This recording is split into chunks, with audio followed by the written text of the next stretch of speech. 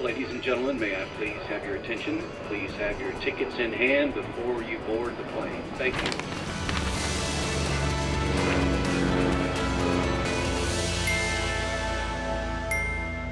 Hello and welcome. I'm Johan Castell and you're watching Wings. On the show today, festive fervor has captivated India. We offer the best dresses, the finest food, and an unforgettable celebration. Also on the show, Oktoberfest in Germany's Bavaria. Let's start. From Gujarat's Garba nights to Kolkata's dazzling pandals, India's festive season comes alive. Navratri and Durga Puja are two traditions that share a spirit of devotion and joy, uniting communities across the country.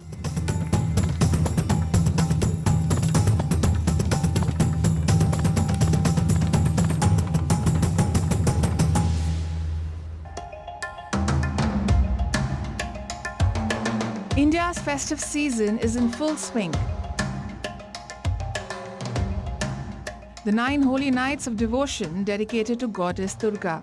From Garba and Dandiya nights in Gujarat to Navratri thalis feasting in New Delhi and Durga Puja in West Bengal.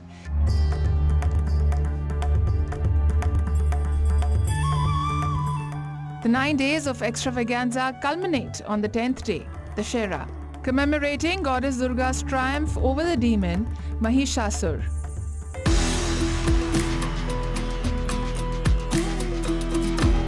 Garba and Dandiya, the traditional dances of Gujarat, are central to Navratri celebrations, symbolizing the spiritual victory of good over evil. Let's tell you about Garba.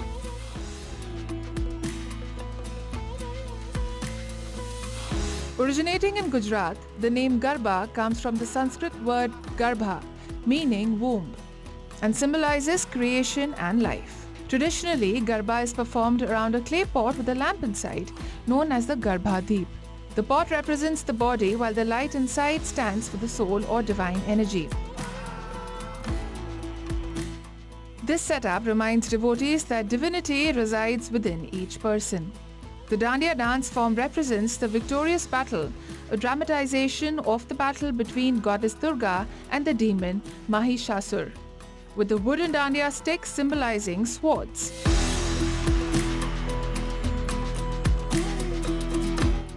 People are dressed in colorful attire. Twirling in circles, their sticks clash to the beat of traditional music.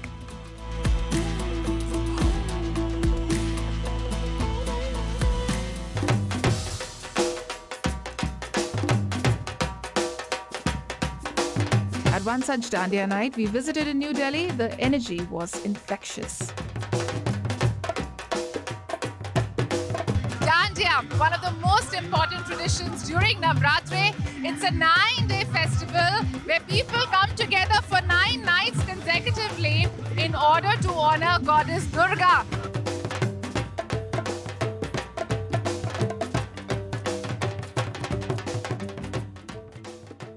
Navratri is all about celebrating goddess Durga, and everyone comes here, dance in devotion to pray to her, and it goes all overnight to midnight, but here in Delhi we do it till midnight only. But I would love to explore some Garba nights where we do like whole night Garba, play Dandiya. I feel really wonderful, like there is no casteism, no one is lower and no one is, superior. Everyone is playing together, playing around a circle. This is the, reality and which shows that यही है जो है एकता दिखाता है India, unity. Unity in diversity. Very, very well put, and thank you so much for your insights. Now, I'm actually really hungry after all the dance that we have done. It actually takes a lot of energy from you. Let's move to some delicious food items in a Navratri thali. I'm so excited.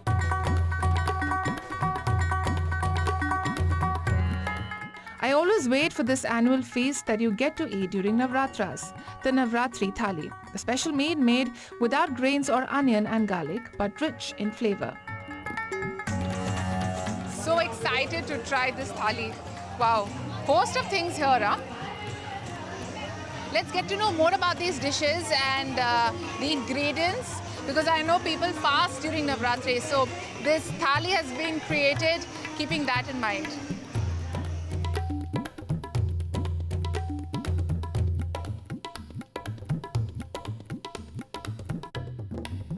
कट्टू कांटा का पकौड़ा, सीताफल की सब्जी जो कि बिल्कुल pure शुद्ध माना जाता है। ये सीताफल की सब्जी खास के व्रत में, जीरा आलू, कुट्टू आटा का ही पूरी, साबूदाना का पापड़, ये जो आपके सामने पड़े हुए हैं। Lovely savory items to we have these puris and to something sweet, and there's also curd and there are two kinds of sweet dishes. There's also fruit. So actually there's nothing left out of this thali, even though people are fasting. Let's take you to the east now, the heart of Durga Puja, Kolkata. The festival is being celebrated this year from the 28th of September to the 2nd of October. Streets transform into a cultural carnival, towering pandals, dazzling light installations, and idols that leave you awestruck. In Kolkata, the heart of Puja, pandal hopping is almost a pilgrimage.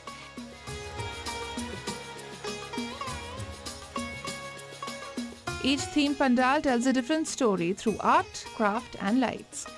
Adding to this grandeur, Durga Puja in Kolkata has been inscribed on UNESCO's Intangible Cultural Heritage of Humanity list. From Guwahati to Odisha's Cuttack and Bhubaneswar to New Delhi, the joy of Durga Puja celebration binds us, one and all.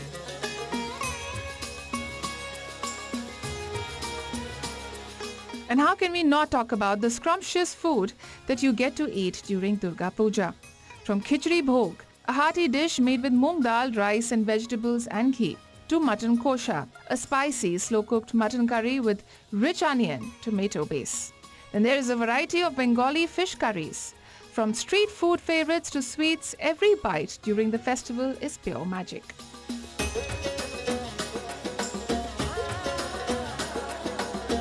So whether you're dancing with dandiya sticks in hand or hopping from pandal to pandal and feasting on the best food, make sure you attend these festivities to experience what the real India is. From the looms of Dhaka to wardrobes worldwide, Jamdani is more than fabric. It is a living heritage. The hand-woven Jamdani Sarees are famed for their fine cotton and intricate motifs. A UNESCO-recognized tradition, it remains a living symbol of heritage and pride. Watch WION's Nikita Singh bring you more.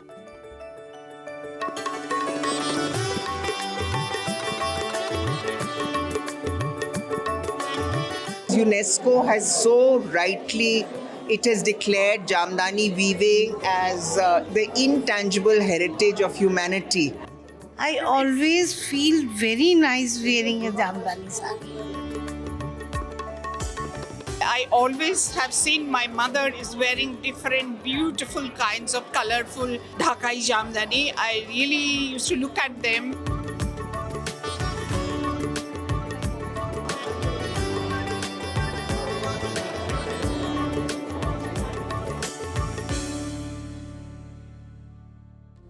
Jamdani is one of the most prized hand-woven textiles. Originating in Dhaka, it's known for its fine fabric and intricate motifs. Now, it comes with generations of cultural pride and dignity.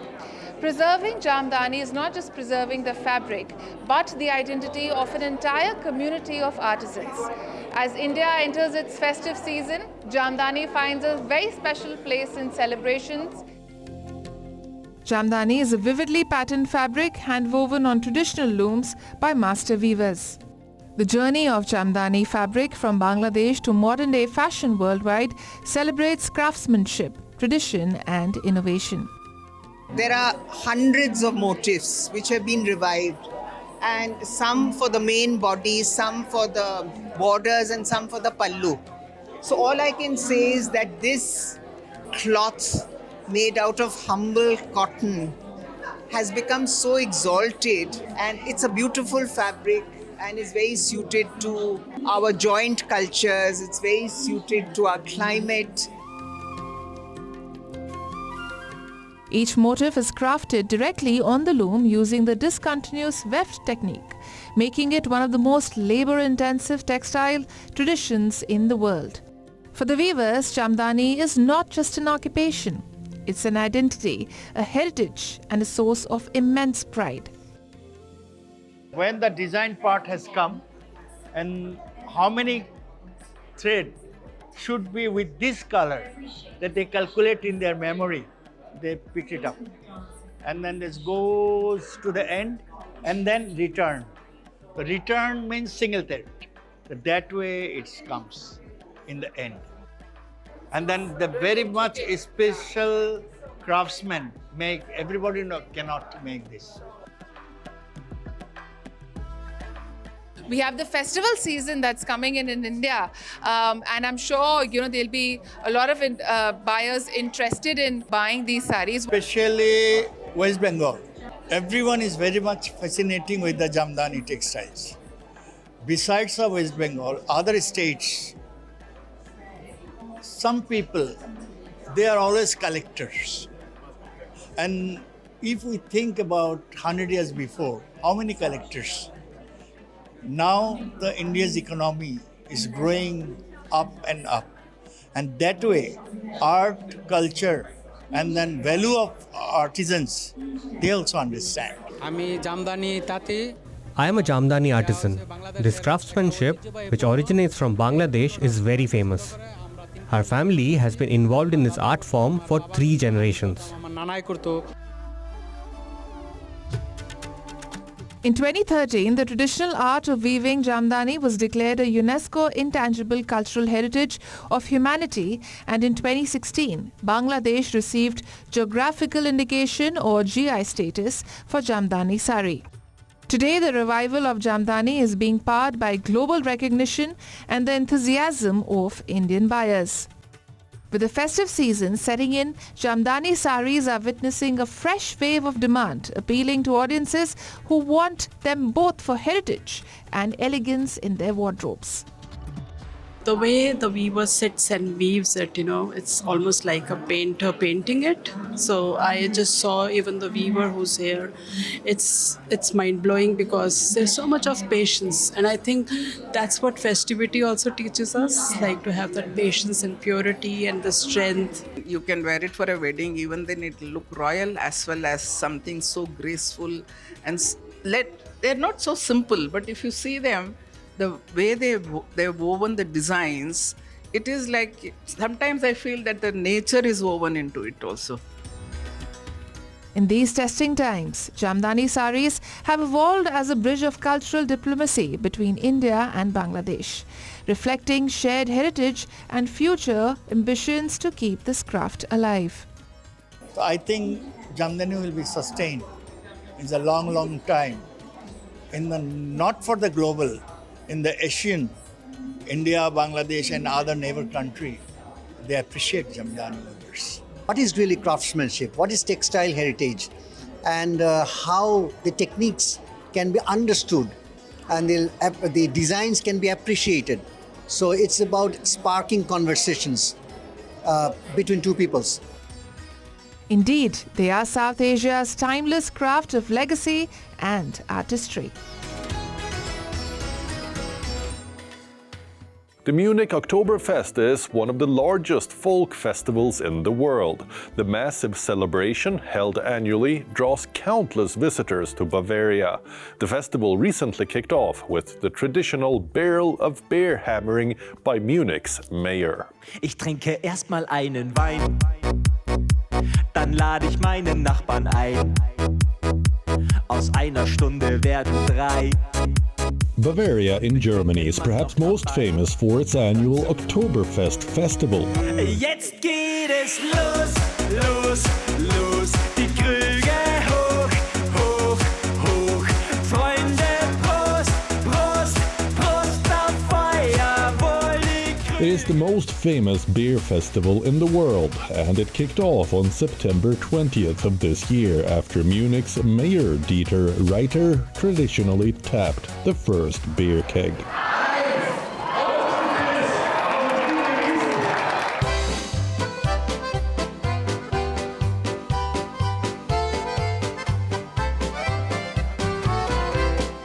Fest ist natürlich der erste Tag, wie heute, der Anstich ist ganz besonders.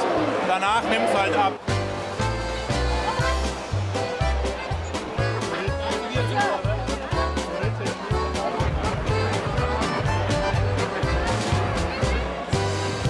Visitors worldwide gathered in Munich, dressed in lederhosen and dirndl corseted dresses for the festival. Long communal tables are set up in tents where seats are coveted. This is where revelers drink beer from liter mugs in traditional style and gorge on hearty snacks like sausages, pork knuckles and roast chicken while listening to music bands.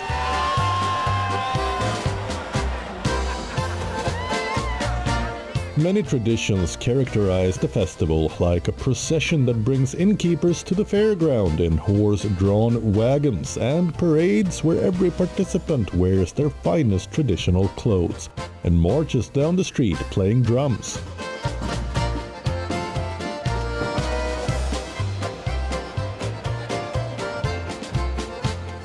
The traditional wear usually involves lederhosen or leather pants for men that can either be short or knee-length, along with a checkered shirt, high woolly socks and an alpine hat. Women wear corseted dresses called dirndl, made with fine detailing, lace-up fronts and aprons. According to tradition, if the apron bow is to the left, the lady is single, while to the right means the woman is spoken for.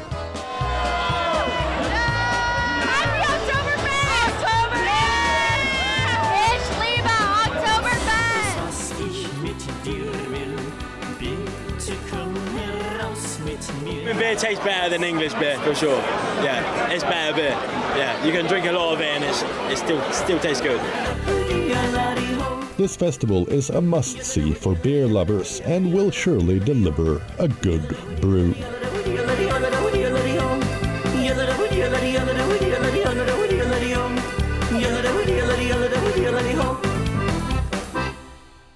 It's a race where the finish line is written in the wind. The Gordon Bennett Gas Balloon Championship has carried adventure into the skies for more than a century.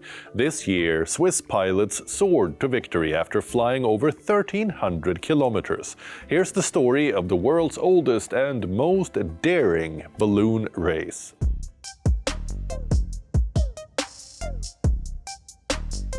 On a crisp evening, the skies above Metz in France filled with anticipation as 24 teams prepared to lift off.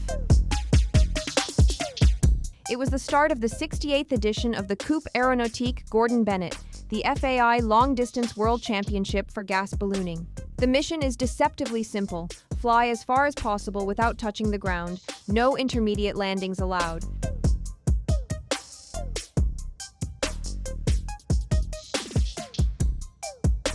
But success depends on far more than luck. Pilots must master air currents, monitor weather shifts, and ration ballast with precision. The world champions were crowned. Team Switzerland, Kurt Frieden and Pascal Witt-Prachtiger soared to victory. Their balloon touched down in Gogosu, Romania, after an astonishing 1,358 kilometers and more than 67 hours aloft. Close behind were Team Germany 3, Benedikt Munz and Matthias Schlegel, who landed in Dragomiresti, Romania, covering 1,259 kilometers. And just a breath away, Team France 2's Eric Deselliers and Benoit Havre, completing 1,257 kilometers, secured the third spot on the podium.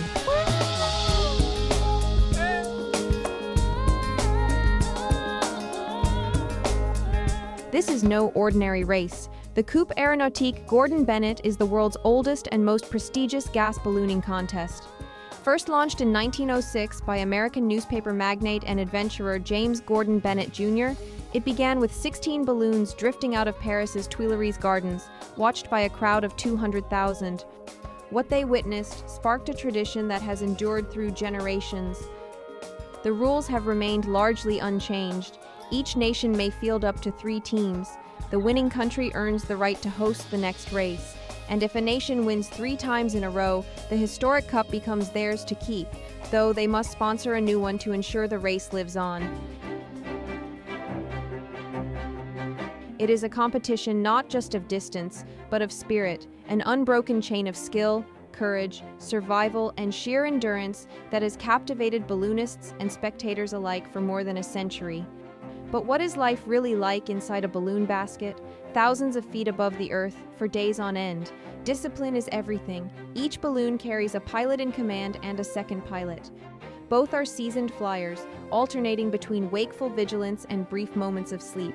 It is this rhythm of endurance, the sharing of command, the strict discipline, and the patience to ride unseen currents that makes the Gordon Bennett Cup more than a race. It is a test of human resilience, a living tribute to the pioneers of flight, and a spectacle that continues to captivate the world's imagination.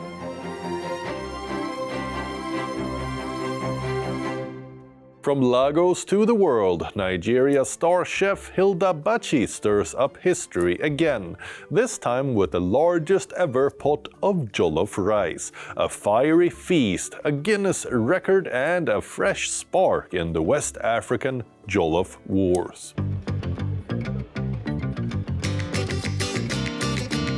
It was a fiery, flavor-packed Friday in Lagos when Nigerian celebrity chef Hilda Baci stirred her way into history yet again.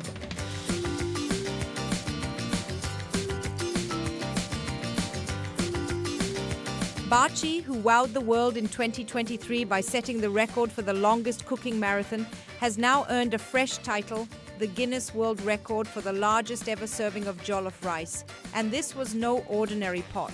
We're talking about a colossal 8,680 kilograms of rice, far surpassing the required 4,700 kilograms. But the record-breaking feat wasn't without its drama. At one point, the gigantic retrofitted pot being weighed under a crane collapsed, sending gasps through the crowd. Yet after 9 long hours of fire, passion, and teamwork, Baci and her crew pulled it off. The rice mountain was shared with hundreds of cheering onlookers on Victoria Island, turning the record attempt into a celebration of culture, food, and national pride.